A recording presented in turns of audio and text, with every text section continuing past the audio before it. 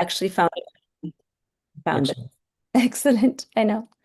There's technology concerns today, but we're here Yeah. to start. Welcome, everybody. Thank you so much for joining in our monthly webinar. And today's session is going to be about inflammation. I know it's a buzz term, so let's go ahead and start ASAP. And let's just ground all the energy that we've been carrying all along and bring our body to homeostasis. Will not allow any amount of imbalance to kick in. So ground, observe your breath, and remove any stresses and tensions that you've been carrying. Bring your palms together, and if you feel like, you may say it along with me. We'll be invoking Lord Dhanvantari.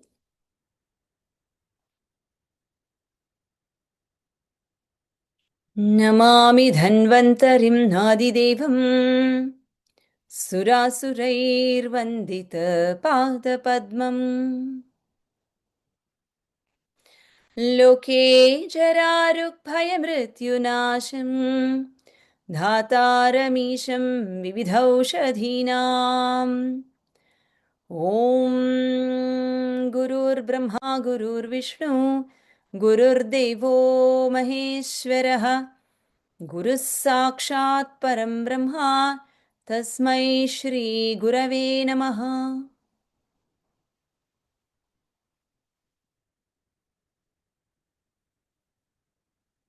Right. Whenever you feel like, you may open your eyes.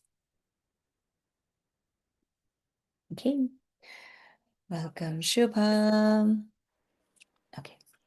So, what do you all know about inflammation? Anything that you wanted to, say, and what do you all know about it? What do you want to say about it?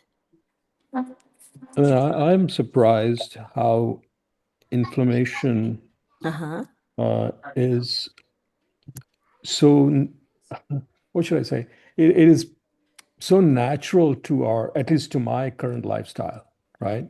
Every food item, pretty much, uh, you know, um, all animal-based foods, including milk, yogurt that is supposed to be good, right? Mhm, Can mhm. cause inflammation, right?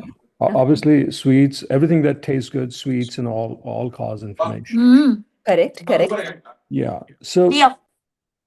Uh-huh. yeah, that is I mean to lead a good life, I mean you need so much discipline, sometimes um it is not easy. Good life is not easy. I mean some of us are blessed naturally, right? Mhm, Like mhm, my wife, she can mhm. eat whatever she wants. I don't think she ever has inflammation, right? I mean, Mm, at least to the extent that I do. Let's say it's relative, yeah, right? it's relative, and we'll It's talk about it relative, because each right? one of us have a different threshold to, Yeah, a response to threat. Someone was saying response to threat. So each one of us have different levels of responses yeah, that happen. yeah, So yeah. yeah. Yeah. So recently, I discovered going 100% vegan. I mean, giving up eggs, milk, everything, because I need to be hyper alert about inflammation because Hmm. I'm type 2 diabetic, Hmm. Hmm. and I need to keep inflammation bring it down to zero practically, Hmm. right? Hmm. So Hmm. Yeah. over the last couple of years, I've completely changed my food habits, given up Yeah. eggs, milk. Now and then, I indulge in a ladle of yogurt Hmm. with my meals. Other than that, I'm trying to. So that's all I know. Inflammation is bad for you, Okay. you know. All And right. then pretty much most foods that I consume on a regular basis, on a daily basis, have the potential Uh-huh. of causing inflammation, Okay. right? Okay. Yeah, Very that's good. all. Very Yeah. good. Good. Now, I know in the previous classes we have spoken about AMA. you've all, who here have not heard the term ama in Ayurveda? I'm sure a lot of you who have attended my classes in the past have heard the term called ama. It is more of undigested food that is present, right? Like Chintan, I think, was mentioning that it's response to protect.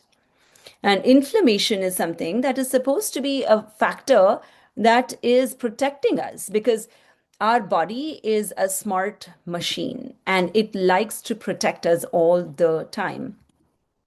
And the mechanism that is there where your body is coming in to protect you is what inflammation is. Unfortunately, what's happening is this is happening continuously in the body where this your body, your immune system is thinking that your body is under continuous threat, and because of that continuous threat is why these cytokines, these interleukins, all of these new proteins are being released, and it is seemingly trying to protect the body. Now, let's imagine that there is a structure or there is a you know undigested food, let's say, or undigested chemicals. The thoughts that we have, they are going to be releasing undigested chemicals as well, and all of these undigested food and undigested thoughts, they are going to be admitted into the body, and these we automatically think that they should go out of the body. The first inflammatory response is usually increase in activity. There's going to be increase in exudates, the proteins are being released, and there's obstruction saying, stop it, don't do anything. That's what's going to be happening. And when that happens, there is change of diffusion that is happening in the body. Normally, whenever you have a cut, when you hit something, when you have a cut, what happens? Your body is automatically trying to protect. No, there's going to be a little bit of swelling, there's going to be a little bit of redness, there's probably a little bit of pus that's being released, and there's probably a little bit of heat that's being produced. That itself is the protection, allowing that part to be protected from other parts so that it heals properly from a cut, from a hit, from any of this. Imagine that this process is eternally happening inside your body, where your body is trying to protect from the wounds. That is what I want you to remember about inflammation. Now, this inflammation can be seen in multiple ways depending upon different different types of your doshas that are present in the body.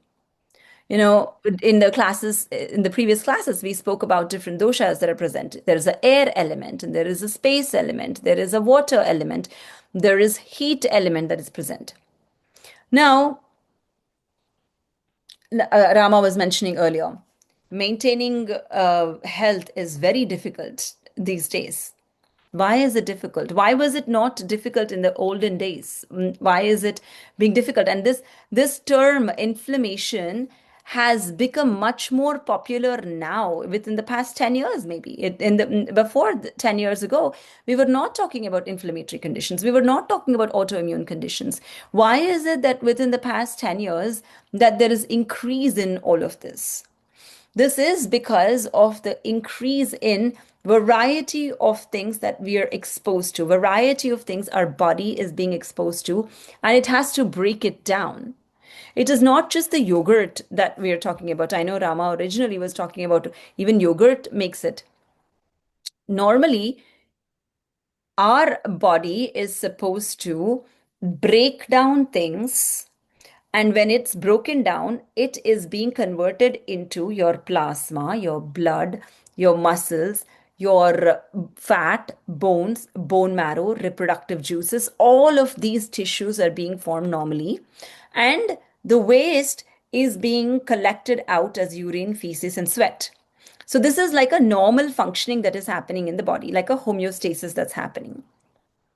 Now, that's what happened with all the flights until last week when there is a war that got when there was some kind of uh, the there is a disturbance that happened, then there was a stoppage.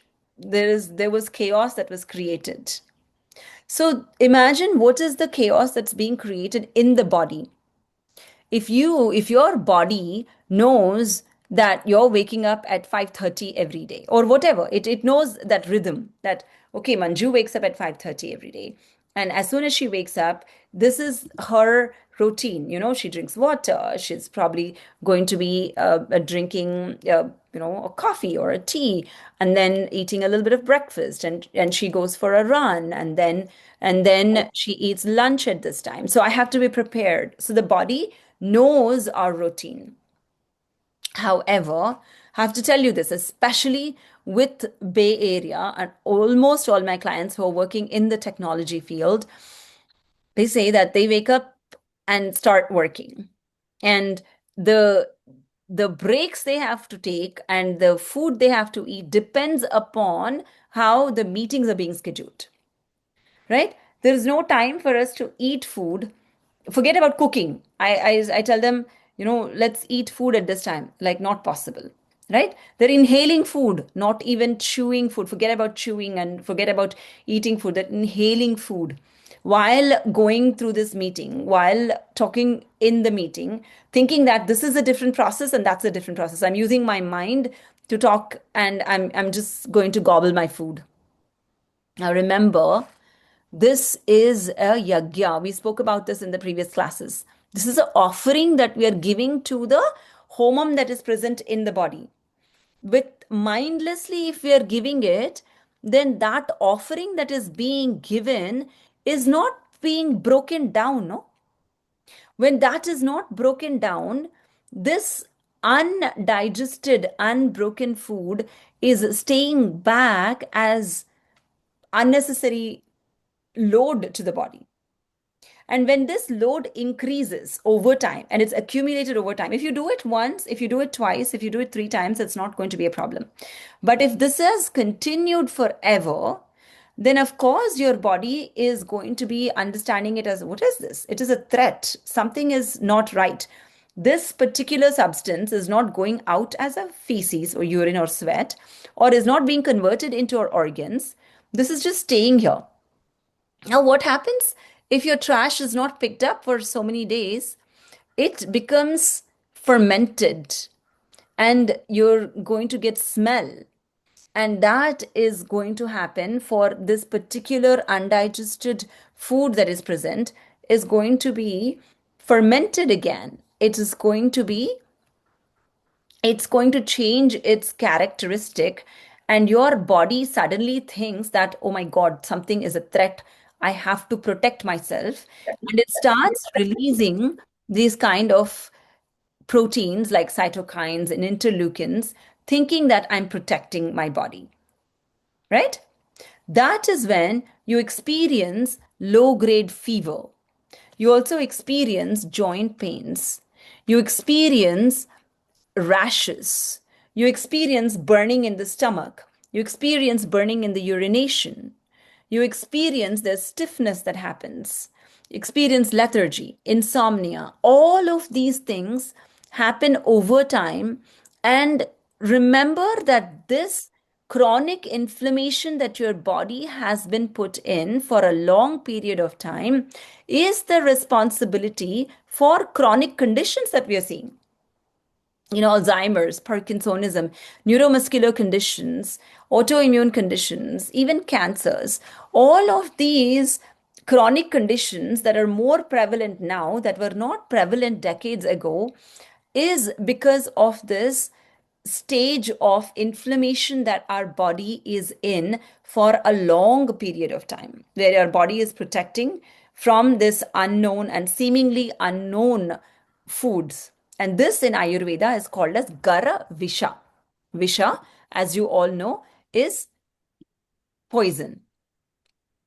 And Gara is something that is like things that are slow poisons. Imagine that it's like a slow poison. For lack of better words, I'm using it as a slow poison. A lot of times I've had someone that came in today into the clinic, and they said that they were eating the best food possible, but they've been experiencing something called GERD, and they have been very uncomfortable for the past 3 years. And when I asked what the food was, the breakfast was a protein powder with cold almond milk, with blueberries, almonds, and added peanut butter in it and yogurt along with it. So they thought that it is packed with all of this nutritious elements in it. And that's what they've been drinking for the past 3 years. Along with, I was asking, what was your lunch? And the lunch was, oh, I eat at work because the work has lunch available. I was like, what's dinner? I pack lunch from work. I was like, okay, what is it that's available at work?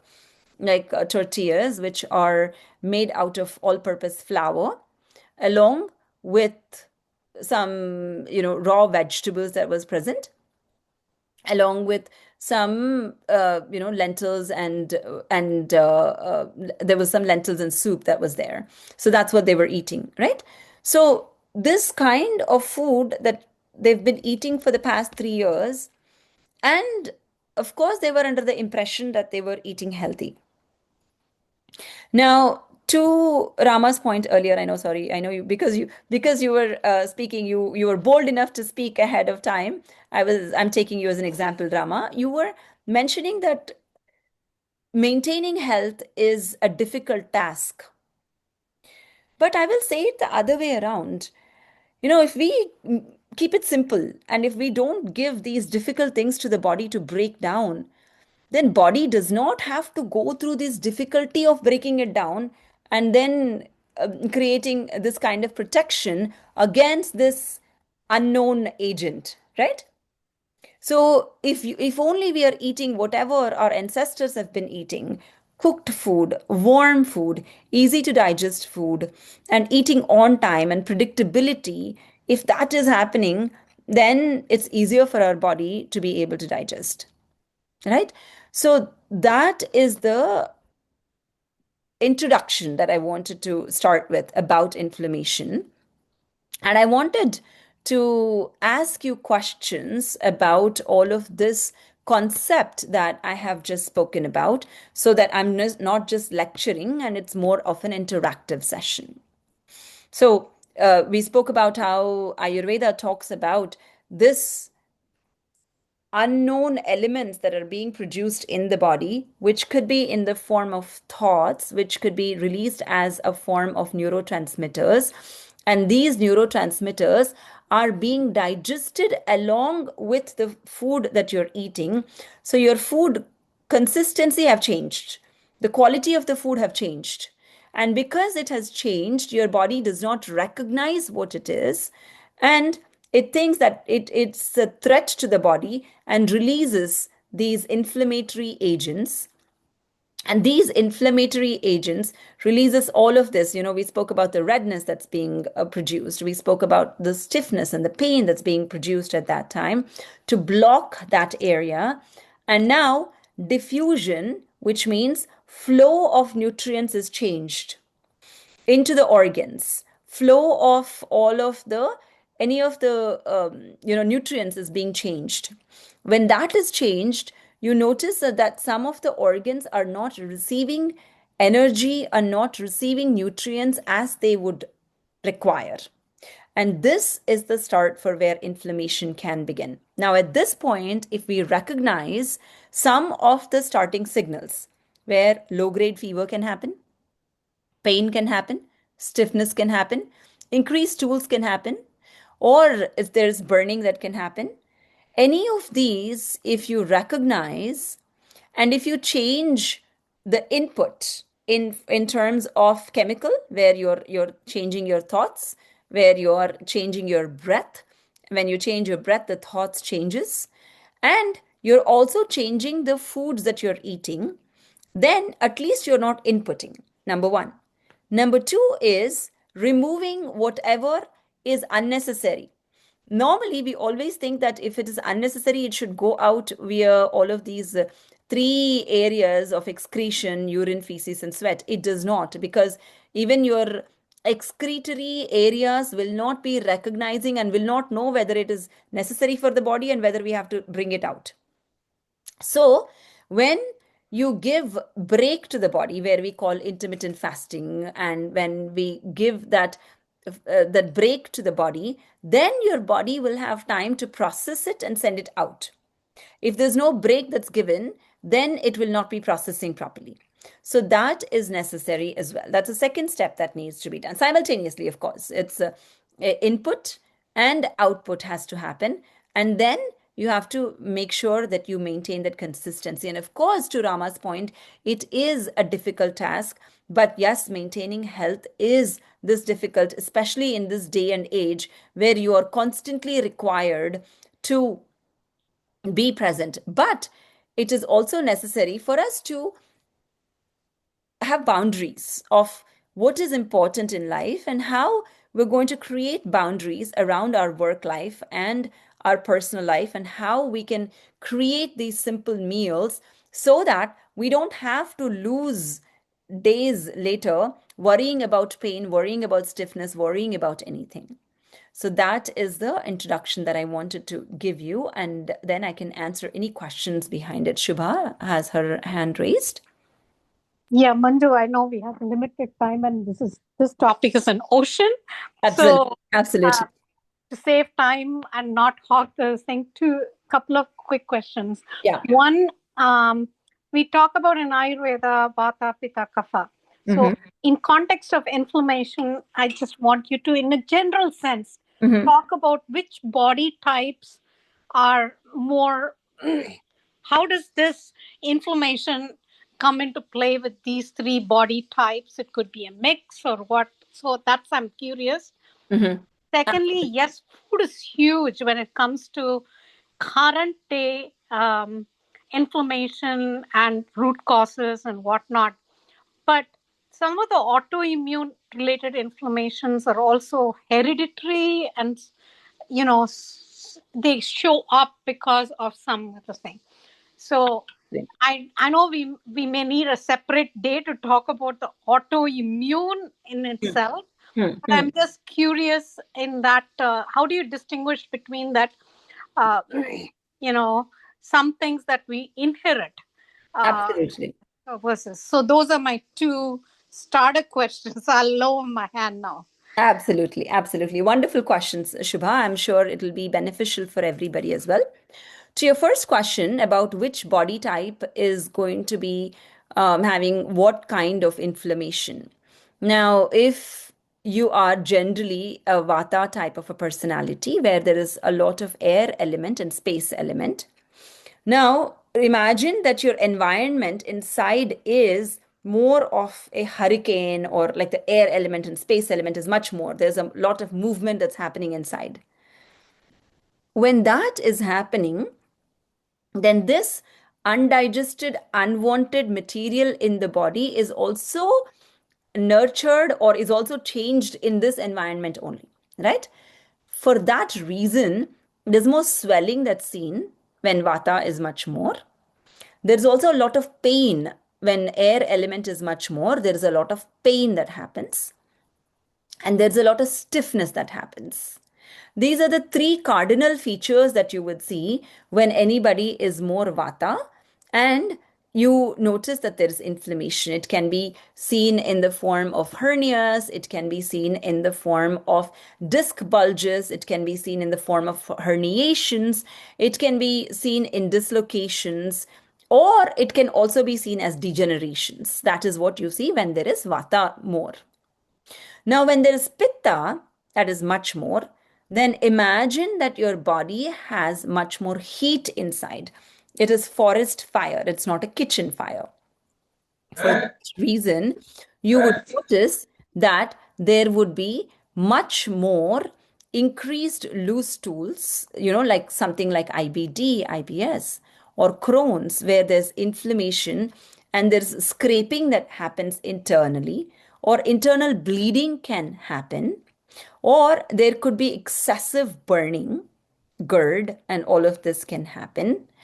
And there could be excessive rashes where there is burning rashes and there's itching and all of that can happen when there is a pitta kind of a personality and there is inflammation.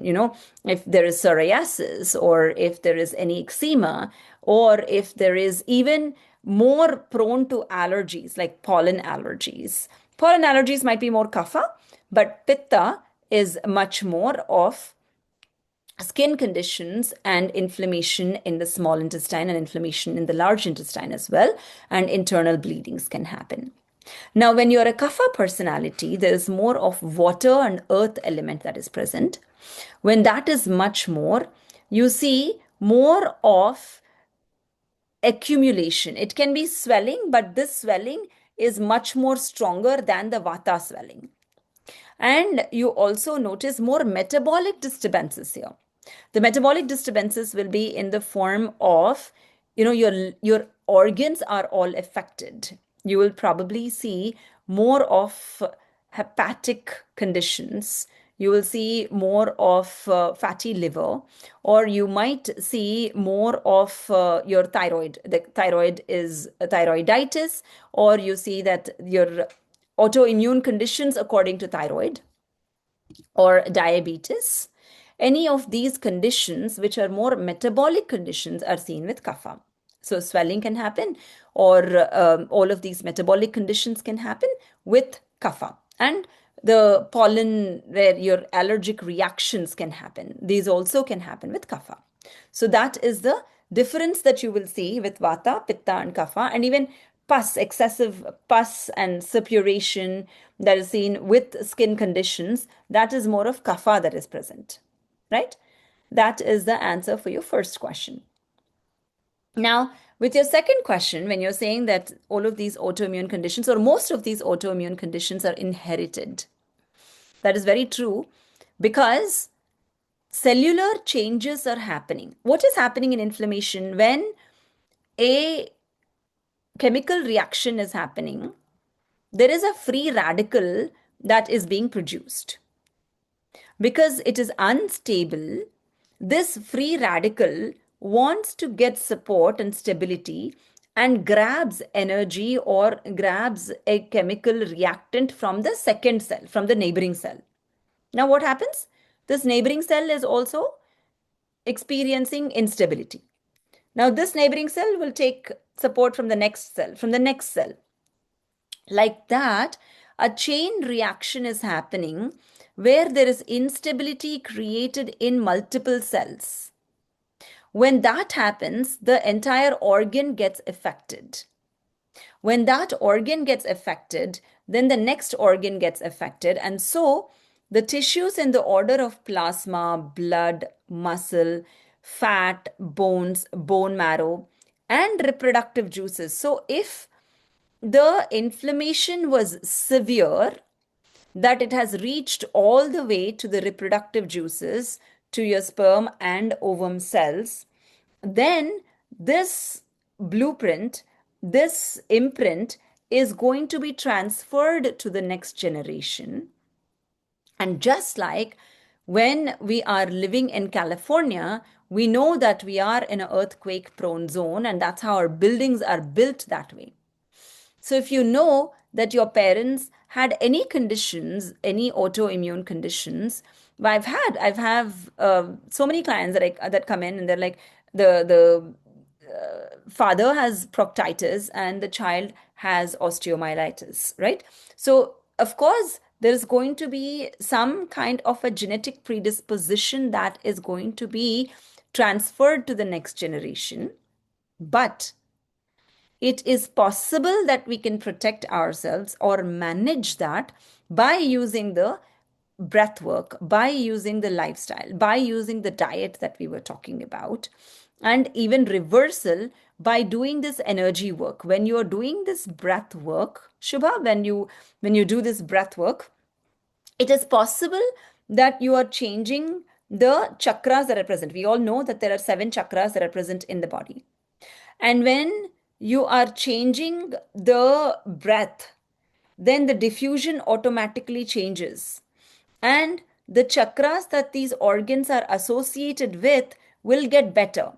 So that is how reversal happens, right? So with using your breath work, you will be able to change the energy patterns and thus be able to change whatever vulnerability that you have received from your previous generations. And when you're eating your food properly, you're not creating even more vulnerability. And when you are making sure that you are, if you have to do some detoxes, if you have to take some herbs, those are some things that you can do as well. And of course, the lifestyle of sleeping on time, these are all the antioxidants. You want to make sure that you're including your antioxidants in the diet so that these free radicals that are being produced are all satisfied and stabilized without taking it from the neighboring cell. What are the antioxidants that you can do in a daily basis? Your spices, your proper spices that you're giving, your cumin powder, your coriander powder, your dry ginger powder, your asafoetida, these are all considered antioxidants so that you're not producing free radicals, or even the free radicals that are produced are stabilized. The sleep that you can between 10 p.m. to 2 a.m. is also another phenomenon where you are stabilizing yourself. And all of these things that you're introducing to your body are definitely going to be allowing to curb this chain reaction, or even slow down this chain reaction, so that you don't, the damage is not happening that fast, and the damage is slowing down. The rate of that reaction is slowed down by introducing these antioxidants. So people who have inherited must take much more care and much more effort to maintain health, if that makes sense, Shubha. And here, Samar's. Thank you for your detailed explanation. It was really, really helpful. And one small point, if I would add, is I think at some point, if we can educate kids at a younger age, Absolutely. you know, we are here experiencing different things. Some of us, not all of us, but I Correct. think the next generation, what we saw our parents get in 70s, we are now getting in our 40s and 50s, and now we are already seeing kids having a different thing. But it's wonderful to that kids have to also be educated and somehow done so they can also understand the pros and cons. Absolutely, Shubha. Absolutely. Mamta, I see your hand up, and I'll make just one point that so instead of educating, I consider inspiring children and inspiring kids. I've have many parents that come into the clinic and they say, I do whatever I have to do, but I tell my kids what they have to do, or they say they don't know my this side. They only know my discipline side. That's not true. Kids are very smart. They can absolutely understand what kind of lifestyle their parents are leading. And we must be an inspiration for our younger generation. Now I have two boys myself. And do they lead an absolutely Ayurvedic lifestyle? Absolutely not. And am I disappointed about it? Yes, to an extent I am. Being an Ayurvedic practitioner, being able to see so many clients on a daily basis, it becomes very difficult for me. However, they have seen what happens if you make a wrong choices. Just last week when I got back from India, my younger son got diagnosed with infectious mononucleosis. His adenoids were swollen 3.4 centimeters, and his tonsils were swollen up. His lymph nodes were swollen up. He couldn't even sip water. Sipping water itself was super, super difficult for him to even swallow. At that point, he was like, Amma, I'll do whatever I want to. You just tell me. And he followed everything to the T. Is the bitterest herbs, and he was able to do that. And even the diet was super strict. I was giving only kanji, and that's what he was doing. 3 days he got better because his doctor told him it'll be 4 weeks before you get better, and you cannot go out. So within 3 days he got better. And that 3 days, he was like, I'll do whatever I want, you want me to. Now, I know that there is lingering fatigue, and I know that it is important that there will be inflammation that will be set in if I don't maintain the diet. But being a non vegetarian himself and seeing everybody eating protein and seeing everybody playing, now he's already like, I want to eat. I want to start eating meat. I want to eat protein already. I have a struggle. It's not easy. And but I have to explain it to him without any emotions attached. And I have to explain what have happened. I have to go back and show him the flashback of what has happened. And now he's like, okay, fine, I will, right? So it is a struggle. It's not easy at all. But what I am trying to say is us being an inspiration for our next generation and showcasing what needs to be done is very important. Yeah. Mamta, once I answer your question, I'll answer Samarth's question. Samarth put in a question right here. So it's actually Bipin. I've taken liberty to join this Okay, very okay, sure, interesting conversation. sure, sure, sure. Uh, and so my question, I think, is earlier, as you said, right, undigested thoughts and undigested food. That's kind of, uh, it's a recipe for creating ama and inflammation in the body. So if everything is going smooth and it's not gotten to the point where I got a low grade fever or some other symptoms, how do I know that what food that I'm eating I'm not digesting well? Uh, so that's my main question. Of course, based on my prakriti, I try to manage my choice of my food, right, based on like kapha, vata, pitta. But still, there is something gets undigested for Ab- some reason, whatever. So if you can just, if it is something we can do, or we just have to go to the practitioner if something goes wrong. No, no, absolutely not. And it's important for all of us to know what are all the symptoms that you should check for yourself on a daily basis. That way, we don't have to go through, I have to get a burning sensation or a headache or a migraine or or any of the pains or stiffness before I understand what's going on. So the first and foremost thing that I would like for everybody to check every day is your tongue. Is my tongue coated? Is it white, yellow, green? What is happening? And clogging of the channels. Clogging of the channels can be in the form of, is there any constipation that is happening? Or am I having any sinus congestion or lymphatic congestion that is happening? So these are some things that you will have to check on a daily basis. Depending upon the foods that you eat, you always have to check what's happening.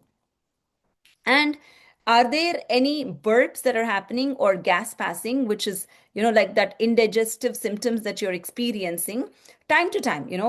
Once I eat this kind of food, I'm noticing that there's some kind of heaviness, some kind of bloating, some kind of burping or gas passing or diarrhea that's happening.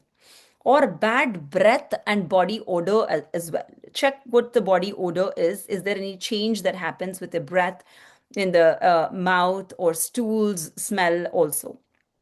Another thing that you would have to check is any brain fog that's happening. If you're experiencing that you're not sharp enough and you're not able to focus on what's happening, that also is another thing. Or even fatigue and lethargy. Is there any fatigue that I'm experiencing? So these are all the symptoms that you and lightness in the body. And you also want to make sure that there is this amount of hunger, like the hunger must be persistent and consistent.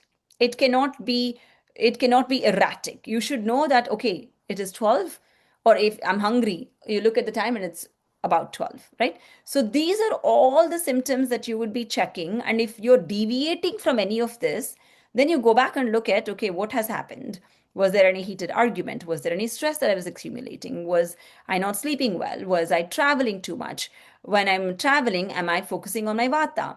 Did I not eat properly? When I ate, what kind of thoughts did I have? So these are all the things that you can check back. So you are being a detective for yourself and understanding and resetting so that you don't have to go through all of this mindlessly and then try to reverse it. Reversal is always very difficult. When you are able to maintain it, maintenance is always easier. Just like how you change your car oil and you do the maintenance of your tires, you want to maintain it. And for that maintenance, it is necessary for us to be observant of what is happening with our body in all of these symptoms that I have just that I've just mentioned. Thank you. Absolutely. Sairam, before I take your question, I know Samarth has asked this question. If I can take this question. If someone is working out in gym and needs to meet protein needs, how to address it with the constraints of not consuming protein powder, etc., especially as a vegetarian? Very good question, Samarth. So even though you're working out in a gym, it's necessary that you take good amount of protein and correct amount of protein that your body is actually breaking down. And if you are a vegetarian and you don't eat eggs as well, then the best thing for you to do is include all the lentils and beans, like the black beans and the pinto beans and the mung beans and the mott beans and the chickpeas and the kidney beans. So these are all the things that you would include to make sure that you're boiling it and you're adding spices on top of it. You can squeeze some lemon juice if you want to, add some cilantro, add some onions, and you can eat that as a chat. So that is like a cooked and closer to the nature, which can be easily digested. Number one. Number two, something called a sattu powder, which is based out of chickpea flour, which you can roast in ghee and you can add it to either a buttermilk or you can add it to warm milk, which can be easily broken down and which can also be giving you proper nutrition. Or the same flours, all of these chickpea flours or mung flours, you can make into a vegetarian omelette or crepe or chilas, which can also be consumed, or regular dals that you can eat. These are all the things that you can include in such a way that these are closer to your nature. And another important thing is when you're eating protein, it's more dry and heavy food. So you want to include good amount of fat as well. This is something that a lot of people are forgetting. You'll think that, oh, protein is the only thing that is making muscle, but conversion is important. Because of the dryness, breaking down is going to be very difficult. And that's why adding good quality ghee in your diet is important so that it can break down, especially with all these chickpeas and all these lentils. You've always seen that good amount of ghee is added as a seasoning. The reason being, and good amount of spices. The reason being, breaking down of this protein is also very important. So that along with applying warm oil all over your body, where you are making sure that you're creating lubrication for your body is also important. When you're doing all of this, when you're giving good amount of fat, good amount of protein in the form of lentils, beans, and chickpea flour, and sattu powder, then you are giving proper amount of nutrition to your body. If you think that is not possible and you're not able to, and of course, soaked almonds is another thing, soaked walnuts is another thing that you can include. But if that is too much and if you're not able to do that, then whey protein is something that you can include in your diet. Yeah, but again, remember that your kidneys and liver are the things that are breaking down. Is my digestion, am I experiencing bloating? Am I experiencing any indigestion if after I include this? Then you want to cut it down. So the earlier things that I was talking about, you want to make sure that you're not experiencing any of that while you introduce these. Yeah. Sure. Thank you, Manju. One quick question I have on that is like you gave an example in the beginning of some person who was consuming protein powder and like blueberries and cold milk and stuff like that. Mhm. So was that the time of consumption or the way it is mixed up, or what is exactly the problem in that? And whether there is any good way of consuming protein powder, or does it always not a good idea and it's a last resort? Okay, very good question. Again, follow-up question. So it is both the time of consumption along with the combination of it. If you have everything packed in once, the cold, dense, heavy, incompatible food combination, that is, because it has almond milk in it, heavy, Again, because of the almond milk, and it has the peanut butter in it. It also has fruits in it, and incompatible because fruits and milk are incompatible food combination, and it is dense. When you're doing all of this at once, in the morning, especially when your digestive enzymes are not at its peak, then it is not broken down properly, no? Number one. And it stays back without being digested, and that is what could be the cause of inflammation. However, if you are someone that's working out very well and that's doing marathons and that has clarity of thoughts, then you can probably digest it very well. I'm not saying that all foods are enemies and all foods are good. I'm not saying that. There's nothing that is ultimately good and ultimately bad. Like Rama was giving an example earlier that someone is able to digest the same food, but he is not able to digest the same food. That means that there is a different kind of environment in this particular body. So observing all the time, but in general, with the digestive systems that we have right now, with the enzymes that we have right now, I gave like a general kind of an example. Now, if you want to include protein powder safely, then including it with warm milk, adding a little bit of dry ginger powder along with whey protein is going to be one option, or adding it to warm water and consuming it is going to be another option. And let's start with 1 teaspoon and see how your body feels. And take it in the morning. It's okay as a pre workout or a post workout drink. That's okay. But observe how your body is feeling afterwards. Watch out for any indigestive symptoms. Sure. Thank you very much. Absolutely. Sairam, I know because we've started 10 minutes late, so I'm going to go on until 7:10 today. Sairam, your hand is, Yeah, I'm here. yeah. So I had a question actually. I had a question on milk protein allergy for children.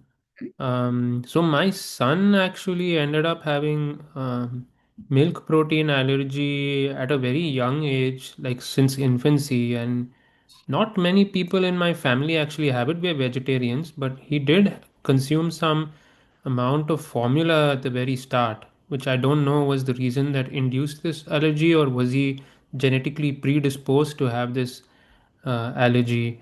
So we completely eliminated milk from his diet entirely, as much as we could after the first year, and after any supplementation. Whatever supplementation he was getting was highly hydrolyzed milk powder, if at all he needed any supplementation. Mm, mm, And so this has kept us sort of confused. We have taken blood tests and everything, and we've noticed that, he has mild allergy, in the point where he may get mucus in his stool, loose stools, diarrhea, and mm, sometimes blood as well may show up in the stool. This happened when he was an infant, but now he is a toddler, um, and about going into 4 years old. But we've noticed even now when we occasionally introduce, or he's accidentally had something in school, like cheese. A day later or the same day, he ends up again with loose stools or something like that. And so I was just looking to see, conventional medicine obviously doesn't have any kind of solution to this. So, um, yeah, I don't know your thoughts and what can be done to rectify this kind of problem if it's genetically predisposed, or, some kind of diet that was not suitable at a very young age and sort of introduced some kind of dosha imbalance inside him. absolutely, Sairam. So, most of the times, this is transferred from embryo age as well, where the embryo is exposed to a certain type of an environment. So, either it is genetically predisposition that is transferred, or it could be the environment that the embryo is being exposed to, where there could be bija ambu kshetra, bija ambu kshetra, and why am I forgetting another one? Is something. So ambu is the water that the embryo is bathed in. And this water, depending upon what kind of qualities this water has, that kind of qualities this embryo is going to be getting in.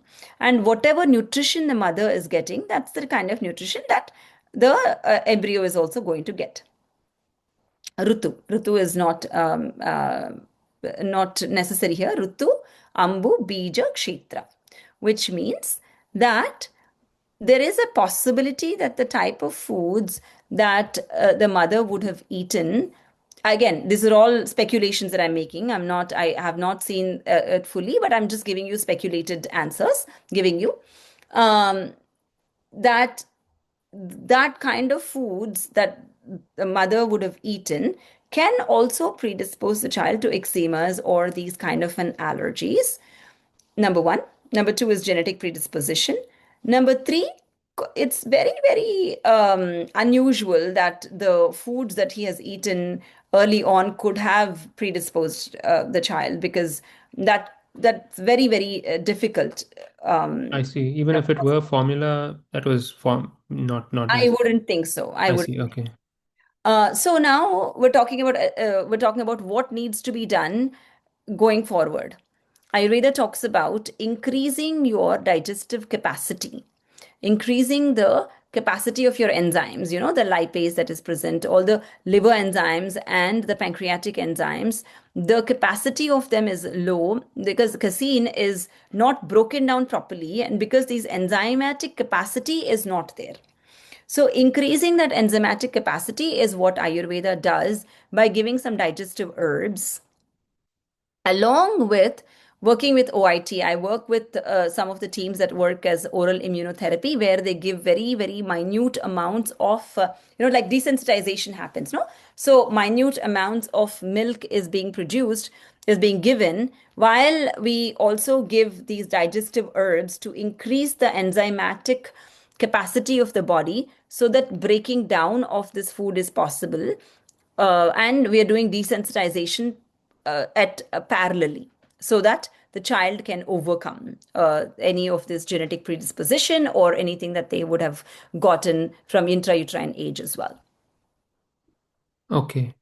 Aside from immunotherapy treatment, where you are basically introducing small amounts, what kind of lifestyle change or diet change needs to be incorporated? I didn't quite get that part. Is there some kind of medication that they get, or So, depending upon what is happening, if you work with an Ayurvedic practitioner, I they see. I see. do particular herbs. However, one thing that you can safely use without a trouble is going to be dry ginger powder. It's called Vishwa Bheshaja. Okay. Vishwa Bheshaja is something that what you can do is you can have your child drink this water. Mm-hmm. This dry ginger powder water can be consumed. Okay. You can boil 1 liter water with Okay. half a teaspoon dry ginger powder, filter that water, and have him sip that water throughout the day. And that is also going to be allowing for the digestive juices to function well. Or, and also not or, and give a pinch of ajwain powder in the first bite of each meal. These are the two things that I can safely say without seeing anybody that you can use in general as well to improve the digestive capacity. Otherwise, you can work with an Ayurvedic practitioner Sure. so Sure. that they can individualize what herbs must be given for the child. Because again, there could be a different dosha that's involved, and we have to always look at what is the quality that is being exhibited. And then it requires multiple follow ups to understand how the improvement is happening and then change it according to the stage of the condition as well. So it's not just one thing that will be given forever. Got it. Okay. Thank you, Manju. Really appreciate it. Absolutely. Absolutely. Someone is asking how to safely consume yogurt for someone with weak inflamed gut. The best way is to convert that into a buttermilk. Add 1 teaspoon, one part of yogurt to 6 part of water. Churn it really, really well. Add a pinch of cumin powder. Add a pinch of salt, and add a pinch of curry leaf powder also, or even mint leaves to it. And this is actually going to be the best probiotic, and that will actually increase the strength of the gut. So that is something that you can consume, not the yogurt drink that you get in the stores, but you can make it into a buttermilk, and that is something that you can consume. Um, is it recommended to have it right after lunch or Yeah. like breakfast, or how does it work? Lunch is the best. Breakfast or lunch is going to be best. You can sip it along with your lunch, or you can drink it right after as well, but not after dinner. After breakfast or lunch is preferred. Got it. Got it. Thank you. Absolutely. So, Shubha, that is a very broad question. So, 40 plus reducing inflammation. There's so many things that happens, no? And we were talking about all the things that I originally spoke about, where you want to sleep on time. And the one thing that I would say for 40 plus inflammation is because the pitta stage is much more, and vata is also coming up.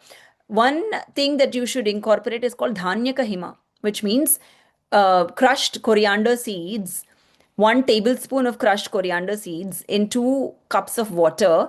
You soak it overnight, filter that in the morning, and sip that water. That reduces pitta, because generally when you're saying 40 plus, I'm considering that age, and generally at that time there's more pitta that is produced in the body, and you're going to be reducing that pitta with this dhanya kahima. So that is going to be beneficial, along with all the other things that I've mentioned about sleep on time, do your abhyangas, eat proper food, eat on time. You include antioxidants. So these are all the things that you would include along with this additional tip. Yeah. Excellent. So it is 7:10. I am glad that a lot of you were excited about the topic, and I'm hoping that this has given you some insights about what inflammation is. And I know this is an ocean, like Shubha was mentioning earlier, that there's so many things that we can talk about, and this can go on forever. But no, I hope that these sessions are beneficial, where you are able to understand how we are changing the environment of our body. And that change of environment is happening because of the foods that we consume, because of the thoughts that we get, and because of the acquaintances that we have. So these are all the things that we should look at all the time and observe and notice what is happening, and reduce that inflammation. May we all live a happy and healthy life. And yeah, thank you so much, Shobana, for joining. Samarth, Vikas, Trini, thank you all so much for joining. And I will see you all next month. If you have any other topics that you would like to cover, I will be happy to cover in the future. But otherwise, I will take off. I will see you all next month. Thank you all for joining. Thank you. Good night, everybody. Good night.